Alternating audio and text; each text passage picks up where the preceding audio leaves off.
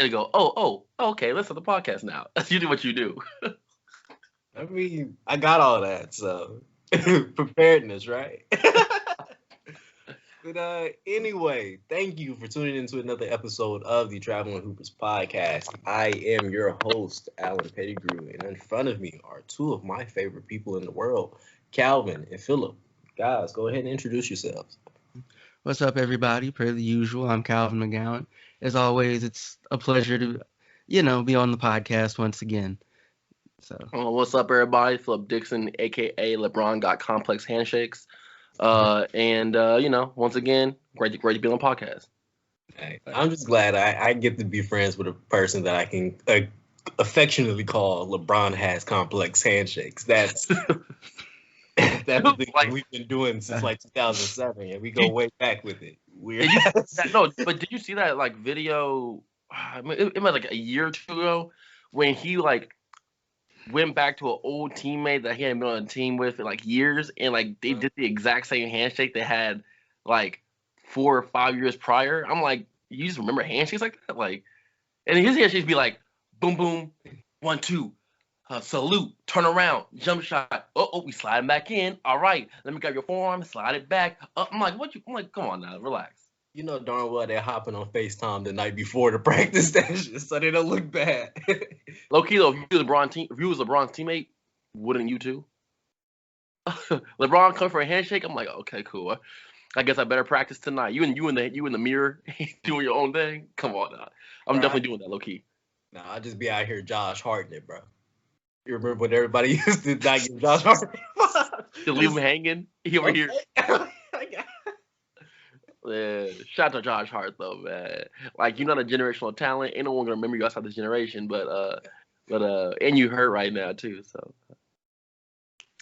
let's get into some happier topics. So I'll make it bro. Yeah. Mm-hmm. So the league is full of injuries, so they're not our normal fun storylines. So we have to talk about fun things, like how Zion talked about how he would like to his second favorite place to play in the league is New York. And now we have to talk about the Knicks because apparently that is a thing that we have to do anytime the Knicks are mentioned. I get that they are better than they have been in recent years. This is playoff contention for the first time since the Melo years, almost 10 years ago. I don't care yet. They have to do something else for me to make the playoffs first. Can you think of any other franchise in sports that is as annoying as the Knicks? The Knicks are as annoying as any winning team. The Patriots, the Lakers, the Yankees, but don't win. The fan base is that annoying, but they haven't won in my lifetime. Can you think of any other franchise in sports who does that? Because that's ridiculous. Cowboys.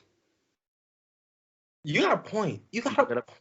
Cowboys, and that's also not good. But the Cowboys, the Cowboys didn't make the playoffs for the first time until 5-6 years ago. Yeah, you're right. The Cowboys and the Knicks are the worst fan bases in sports.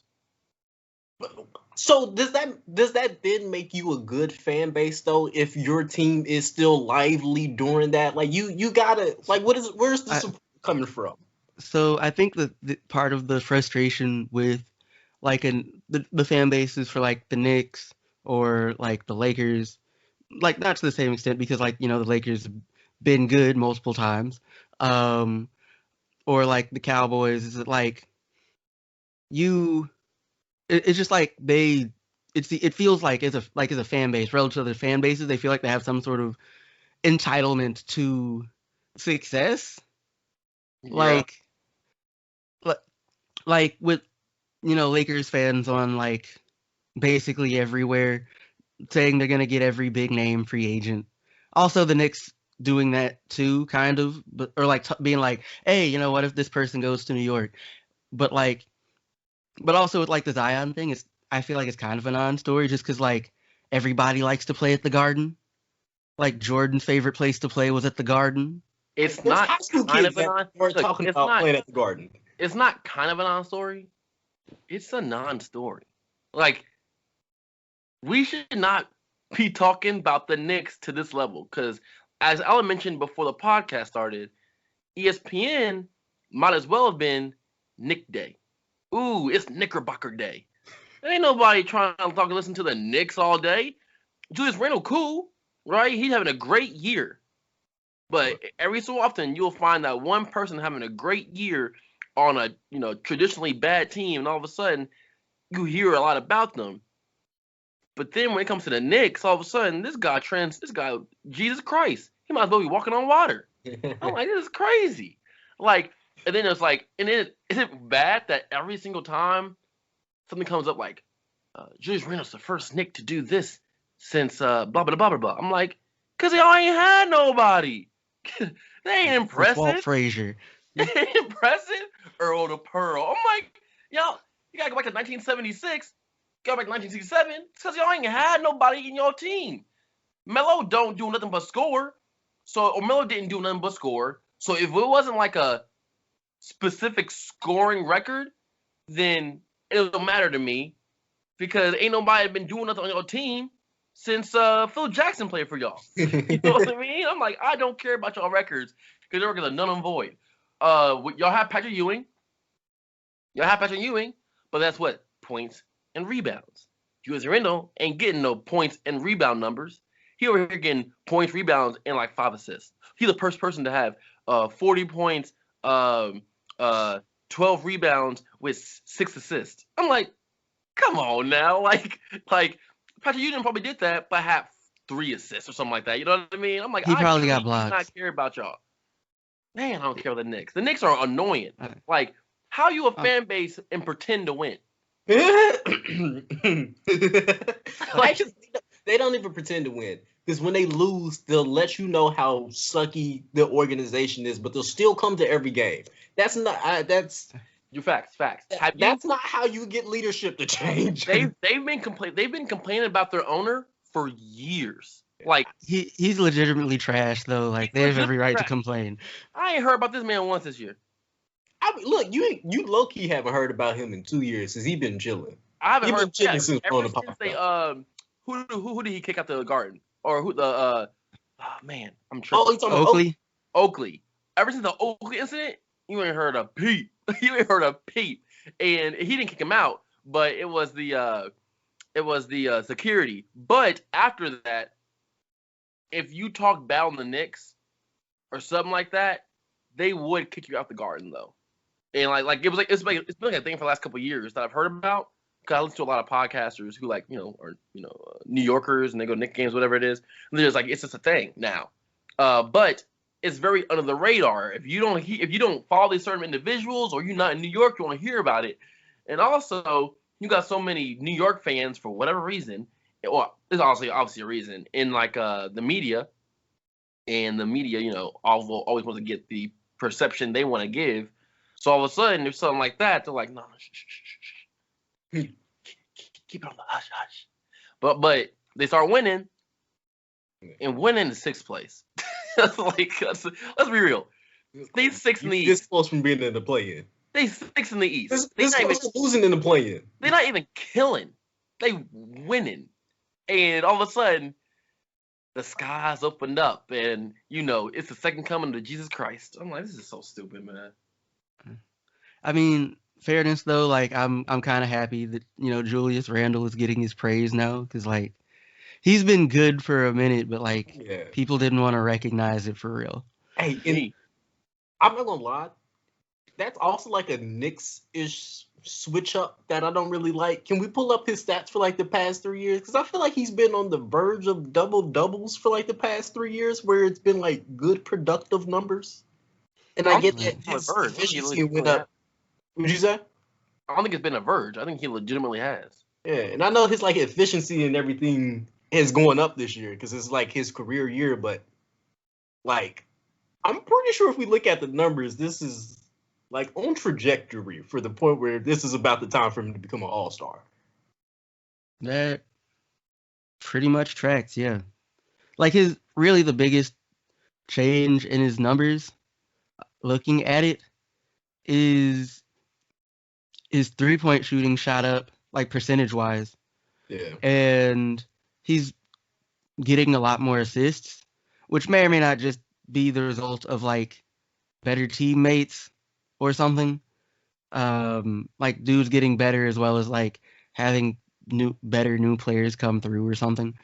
But otherwise, yeah, this isn't like the idea that he could do this isn't as far-fetched when you look at his numbers.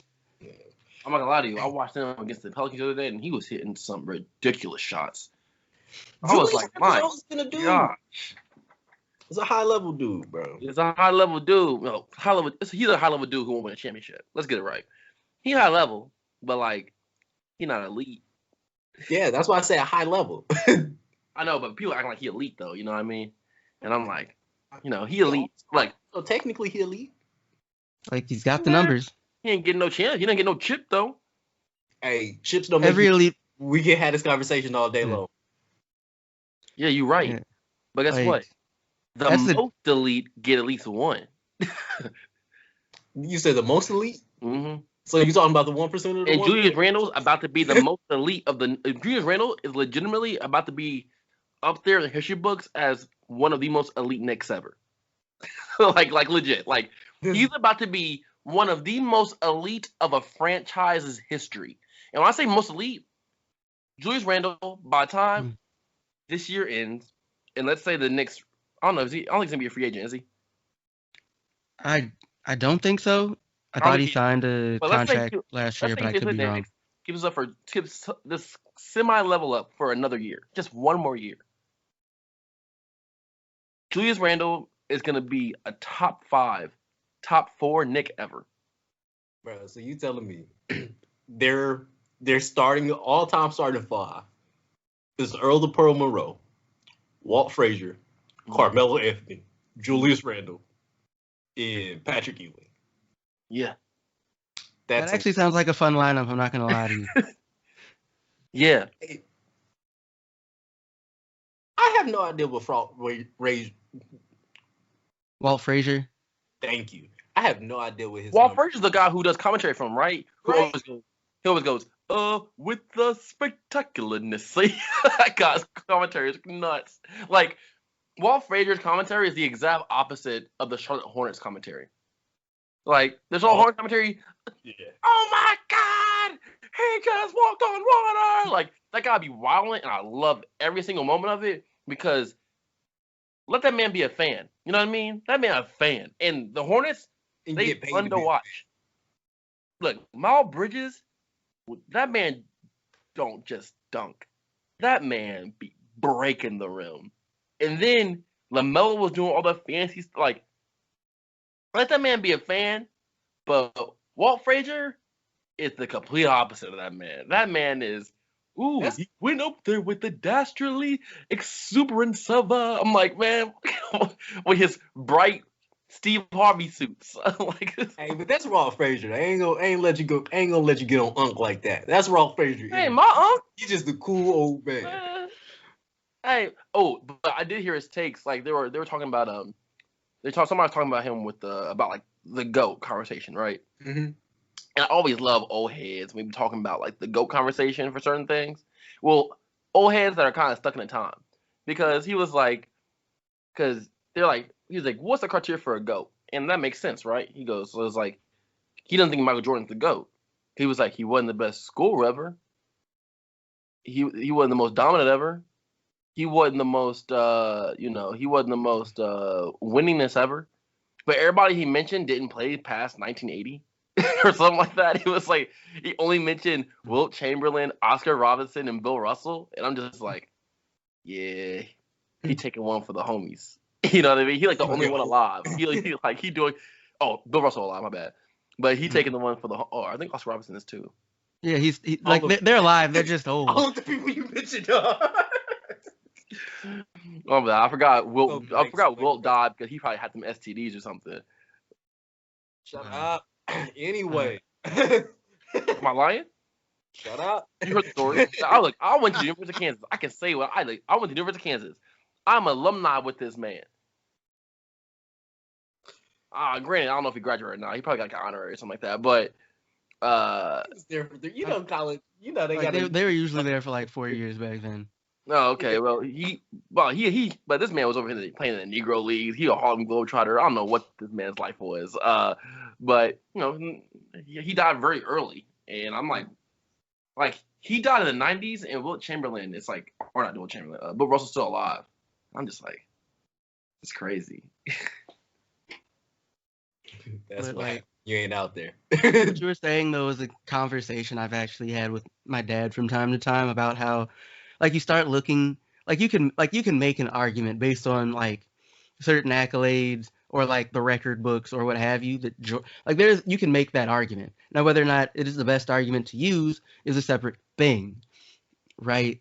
Because like he doesn't have the most rings, right?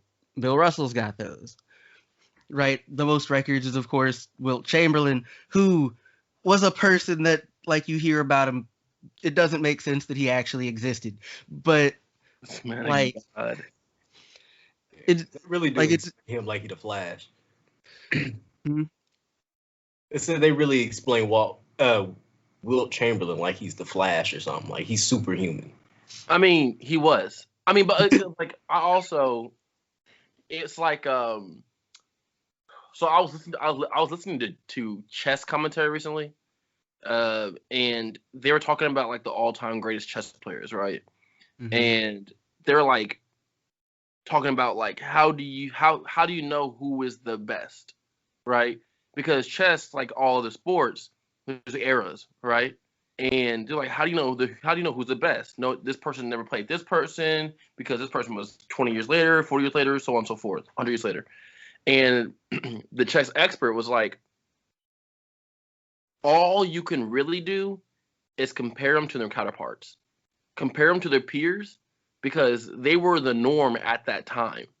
So if you compare their skill level to what was normal at that time, then you can kind of have an idea of just like the impact this person was able to do, because like, you know, they had the same kind of training equipment as that person next time.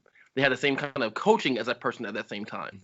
And you can take that from Michael Jordan towards the people in his era, Wilt Chamberlain for the person in his era, and it kind of puts them in the same category to be able to at least kind of compare them in that aspect. I know basketball is a little bit different, but I know sports in general is a little bit different. But I think taking that line of thinking and putting it towards basketball per se is a healthy way to think about it, though. Because a lot of people try to say like, Wilt Chamberlain was playing against little small Jewish guys. So was everybody else. Like everybody else at the time was doing the exact same thing. Side note, I also ran across something that the average height in the league wasn't that much smaller than it currently is back then. Exactly, But, right? Also, like 10 people in the league. So. But at the end of the day, like to get, but like those 10 people at that sport were the elite of that sport at that time. Yeah. So like, it's not just like Wilt Chamberlain was the only guy playing against these guys. The whole world who played basketball was playing against these same people, and they didn't make it to the levels of Wilt Chamberlain. And so like you have to kind of just compare it in that kind of way. And I don't know. I kind of just got into chess commentary recently, and I was like, "Ooh, it's kind of helpful in a lot of different situations." So, but it's like also it's one of them things where you start talking about like who's the GOAT, right? And like the dudes who make it into the conversation, there's that. I wasn't going there, but like especially in their eras, and like probably in most eras that you put them in all likelihood, they were monsters, right? They were like you look at their numbers. If you can like actually like dig up a game or whatever, they were far and away the coldest dudes of their era. Like there's like nobody in their era could stop them.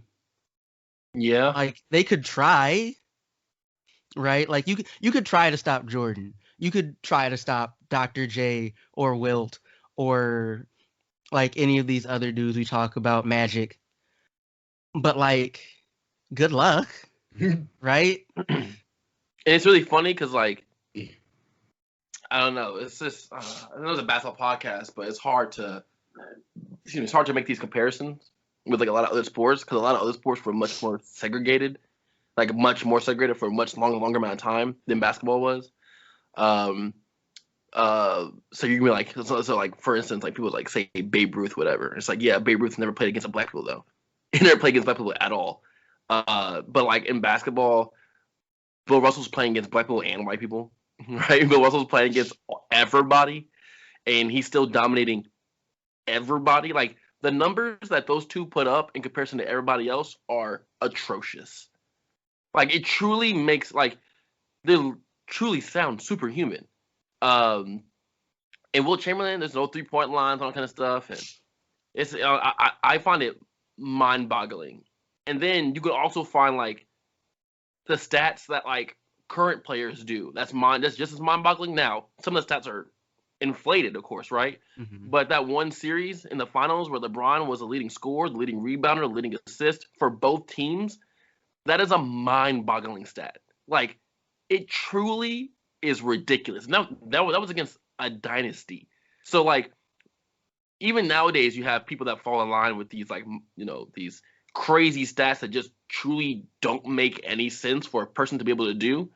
But Wilt stats are stupid. Like I don't even know how to like. So someone's like the all-time greatest player is Wilt Chamberlain. I'm never gonna say no because Wilt Chamberlain might have been the greatest athlete that's ever existed in like a modern era sense. You know what I mean? Yeah. But getting slightly more to the Knicks and more to what we were talking around, because as I'm sure y'all have heard Stephen A. in particular say, but in the media, do you think that the league is better when the Knicks are good? I have to be honest with you. I think I am just young enough where that question is super irrelevant for me because I don't remember a time. And when it did happen 10 years ago, I was younger. I was like 15, and that just meant Melo going crazy. And they just kind of made Melo seem like a villain for a year, for like 2 years. So I have no idea what it's really like for the Knicks to be good and what that means for everybody else. I don't know what better means in that situation. Like the league's better. I can say definitively the league is quote unquote better when the Lakers are winning. I can say that I could say that for like 3 teams maybe Lakers, Celtics. I mean, I don't know. Like there's literally like only like 3 or 4 teams that you could put up there. And I don't think the Knicks are one of them because the Knicks have been good. The Knicks have been truly good, not 6th place 2021 good, but truly good in my lifetime, or not my lifetime, that I can remember while watching basketball consciously. 1 or 2 years with Melo. And I think it was really only like that first year. That first year, right? They were like one of the best records in the league. All kinds of stuff. It was when Novak was playing for them and shooting them threes. Yeah. It was that year. I've had a great time watching NBA when the Knicks haven't been good. And the league has prospered when they haven't been good. Because a lot of people want you to believe that the NBA is the prosper or the how much the league prospers depends on organizations, but it's player driven. That's all it is. It's player driven. And whenever LeBron's good, the league's good. Point blank, period. There's no ifs, ands, or buts about it. When LeBron was good for the Cavaliers, the league was good. He was in Ohio. The Knicks don't need to be good, but Stephen A. Smith would of course say that because he's a huge Knicks fan. So that's like he's a homer, and ESPN has a base in New York, and ESPN has anywhere that ESPN has a base, New York, Florida, LA, they're going to say the league's better when anybody in that area is better. What about Boston? I'm not going to say that. What about the Clippers? But said what? You said what? I You said mean, for the the league Clippers? has been better since the I said, Clippers. what about the Clippers? I kind of have to go with that. Actually, I don't remember a time for real when the Clippers were really bad and I was watching the league. So Man, I the just knew they Clippers. sucked. The Clipper. I've been watching the league. I've been adamantly watching the NBA since 2008, and the Clippers got good or fun to watch at least in 2009 or 10. 2009, I would say. Lob City was tight. Lob City was. I don't care who won the championship. Lob City was. Ooh, that was different. Like that was cool. Like I love that. And Kawhi, I love Kawhi laughs and people pay attention. This man was on the bench the other day, and somebody, I think DeMarcus Cousins said something to him, and he snickered and laughed, and they zoomed in on him. Oh, look at Kawhi laughing. The Knicks got it too. You know what I mean? But or the Clippers got it, but obviously it's more like the Lakers, and obviously it's more like Miami Heat. Ever since the Big Three happened, and then New York, they're just annoying in general. So like it's like all them teams. So whenever it's for all sports, whenever those three places are doing better, the countries or they're gonna say the sports are best when those teams are on a higher level, which is stupid, but Yeah. All right, I got a question for y'all. All right. How many players from the Knicks can you name right now? Just a guess. Just a guess without looking it up. Just a guess. Out of the 15 people that are on the roster, how many can you name? 5. 5? I'd probably max out at 5, and probably not that if I'm honest. And I just scrolled through the roster, not paying any attention to a single name I saw. Okay. So, let's play a quick game. Since I said 5, I got the roster in front of me.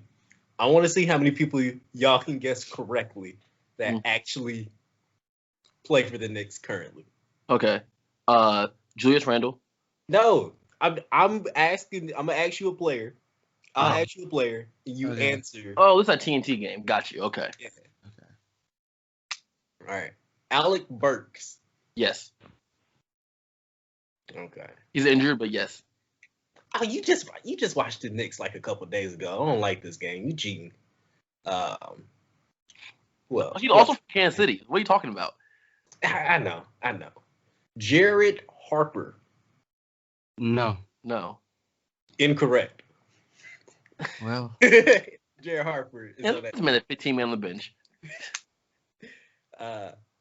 Reggie Bullock. Yes. Yes. Okay. I don't know if you guys get this one.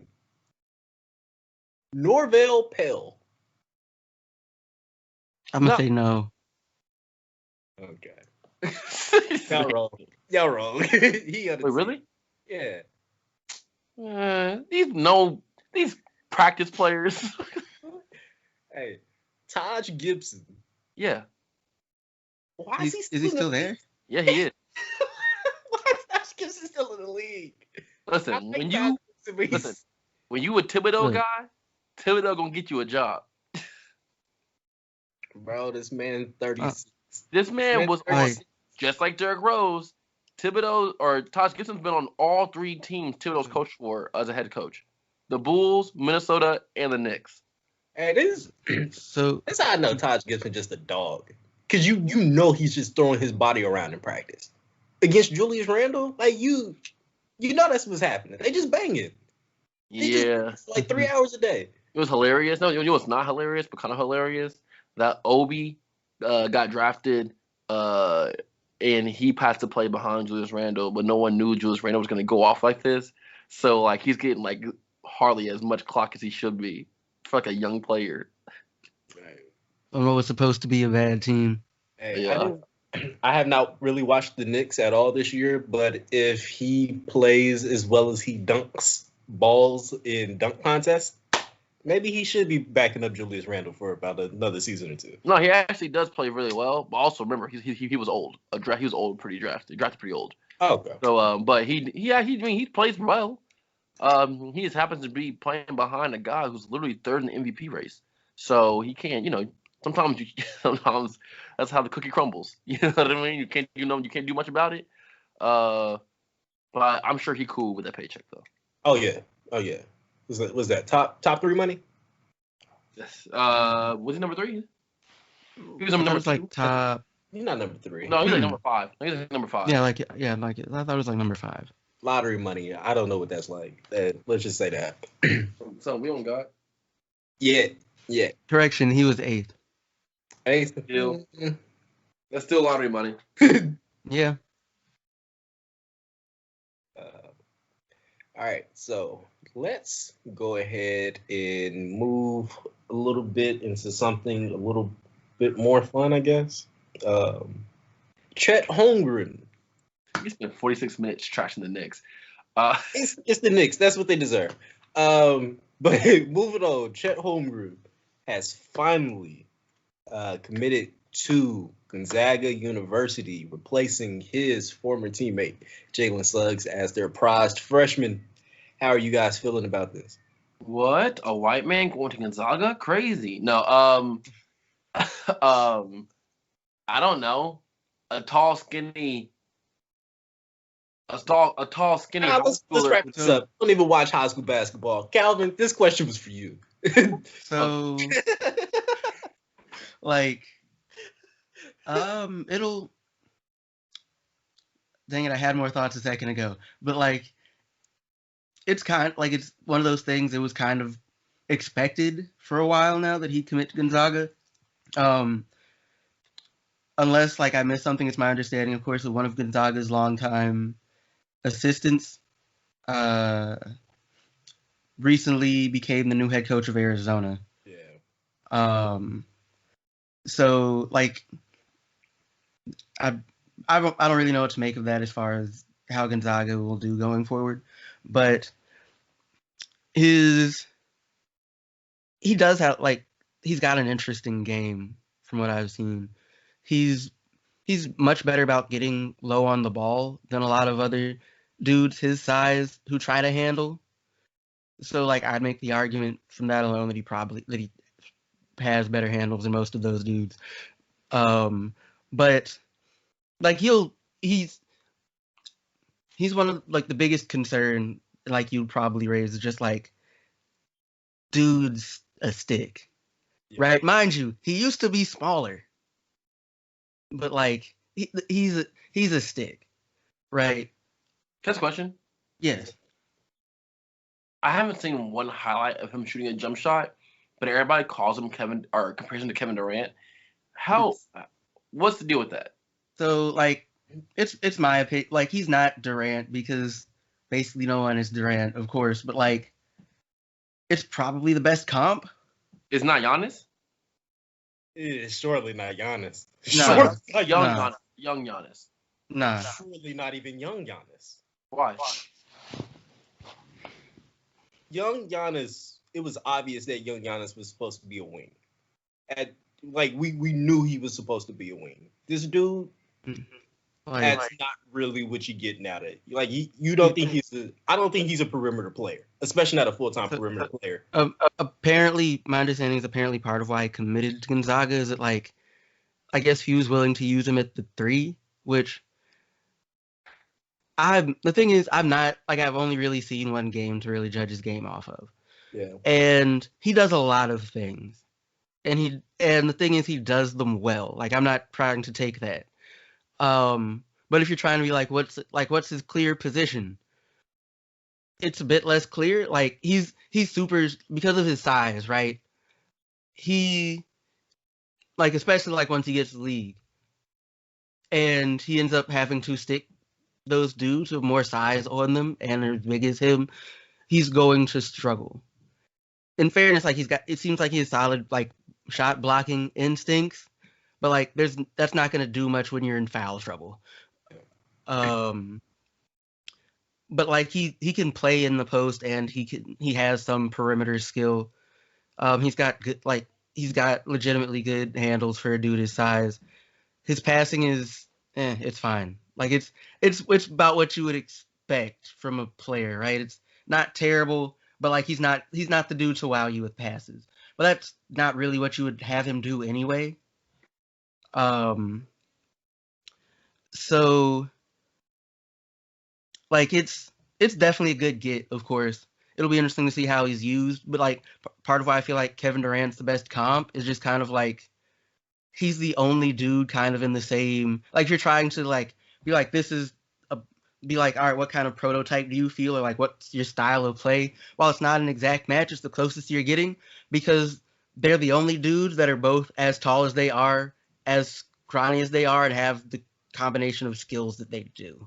Okay, because I just wasn't sure if it was lazy comparisons because in you remember when Zion was coming out and they were comparing him to LeBron, and that was how very, very, very lazy comparison when, on all honesty, he was obviously more of a Blake Griffin type.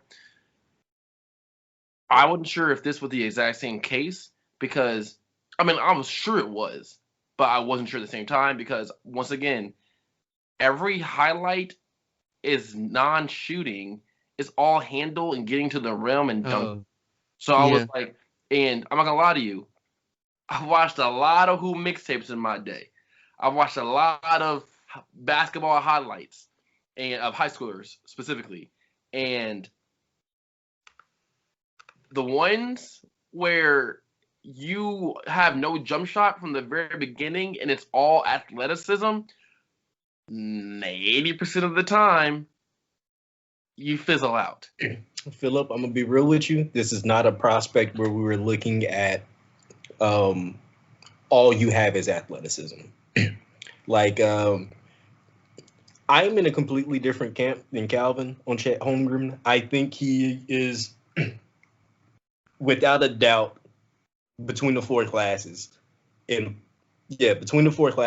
is the most dominant high school player that we have.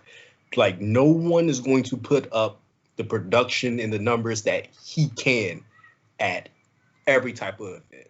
Like, I saw him play at Pango's All-American camp against all of, like, the big-name 5 and 4 stars that were there. And there are, of course, aspects where it's like I would like to see more of him. Like, at the All-American camp, I feel like he didn't have the strongest lineup of bigs to play against. I think he played against, like, Jabari Smith, who was a 5-star going to Auburn. And I think he's, like, top 10 in the nation. So he had competition, but, like, in that single event, I would like to have seen him play against somebody who was on his team, like Michael Foster, where we're talking about, like, another big, burly, like, 6'9", 220-pound, looks like a NBA player already type dude. But I think with just, like, looking at the weight of it, even when we take the weight out, we're looking at probably the best shot blocker in all of high school basketball. Like, I have yet to see, like, a good stat line where he doesn't have at least, like, 7 blocks.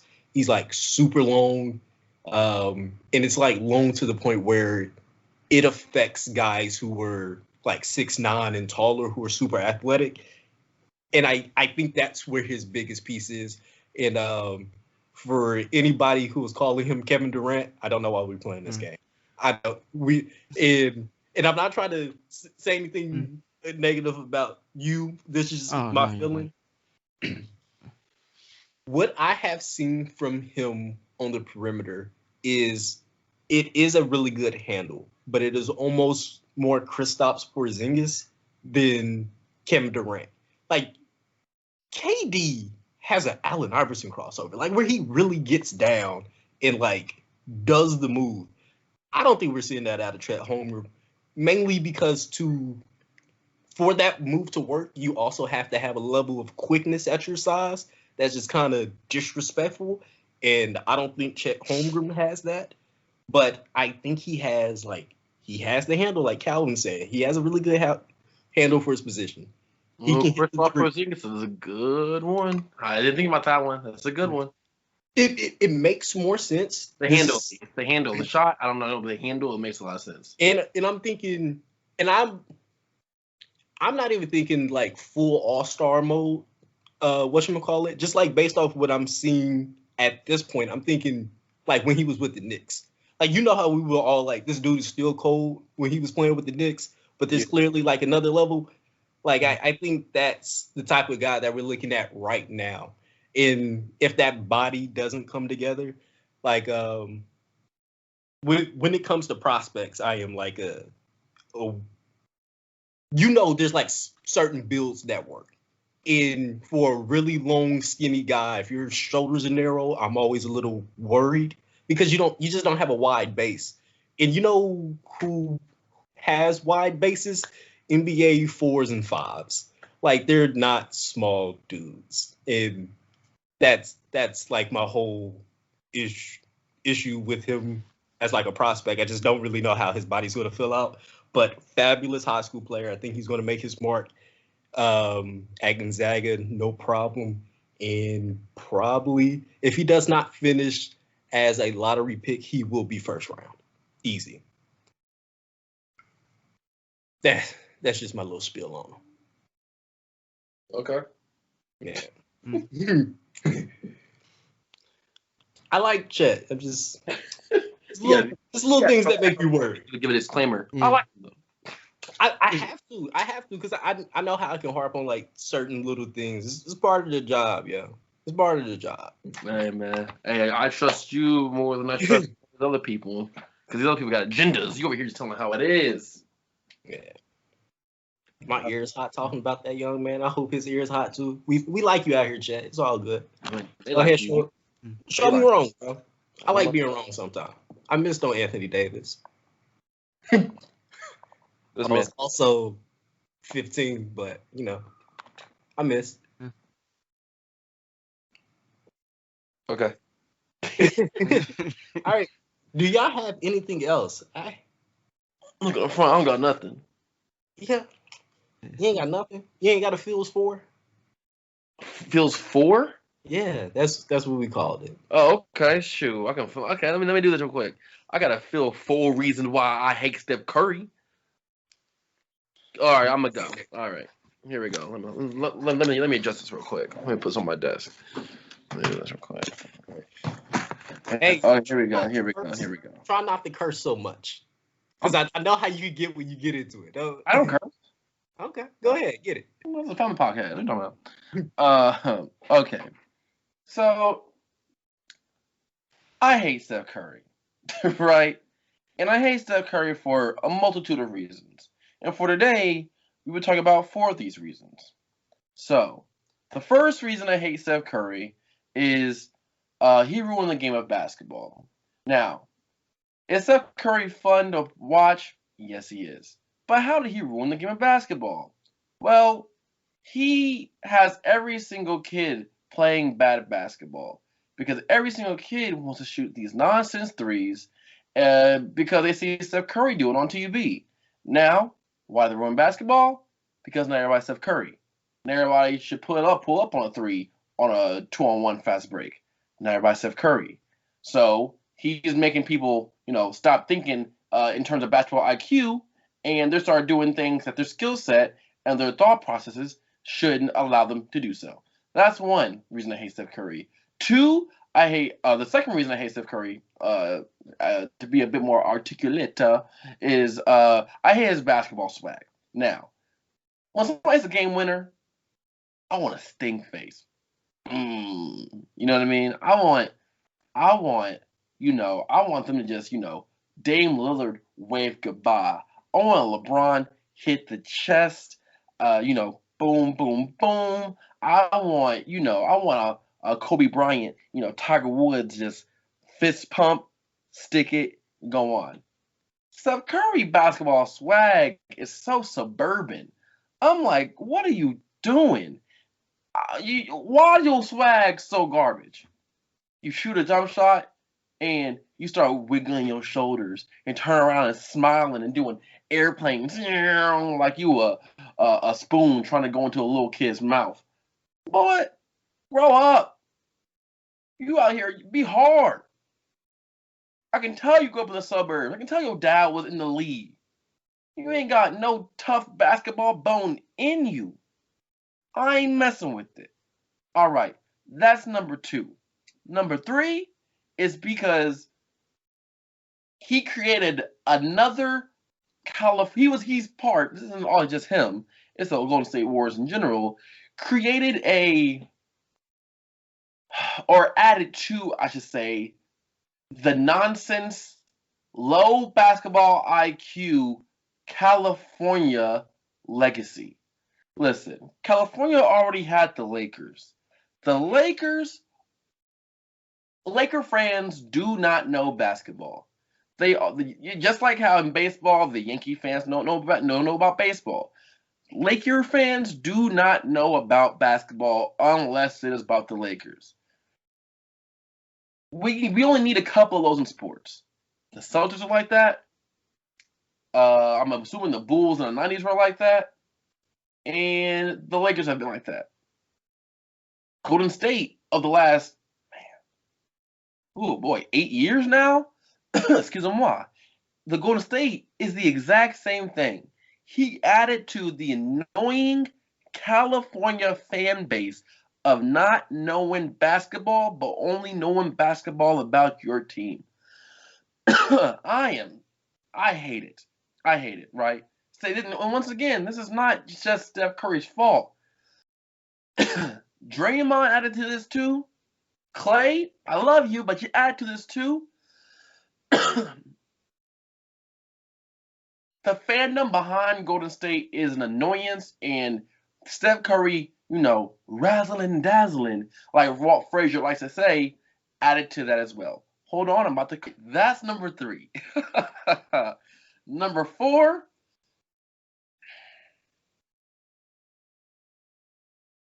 Steph Curry's a bit overrated. Steph Curry is the greatest shooter we have ever seen, right? Off screens and off the dribble. He is the best shooter to ever come into the NBA. There was no ifs, ands, or buts about it. But in terms of everything else, because basketball is more than just that in one aspect, you can argue that you would that you would rather take Dame Lillard than Steph Curry. You can make that argument. Dame Lillard does the exact same things. He's just not as flashy. When Dame Lillard got drafted, the big thing about Dame Lillard was he comes off the screen, makes the right decisions, shoots when he needs to shoot, drives when he needs to drive, high basketball IQ.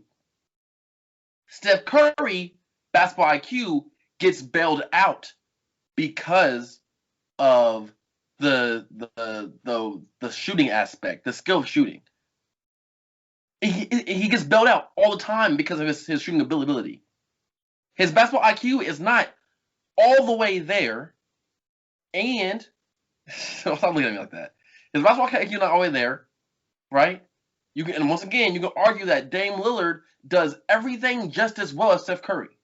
Everything, percentage-wise, shooting too. Does Dame Lillard shoot the ball, then turn around before the ball goes to the rim? No. But does it go in? Yes. Showmanship.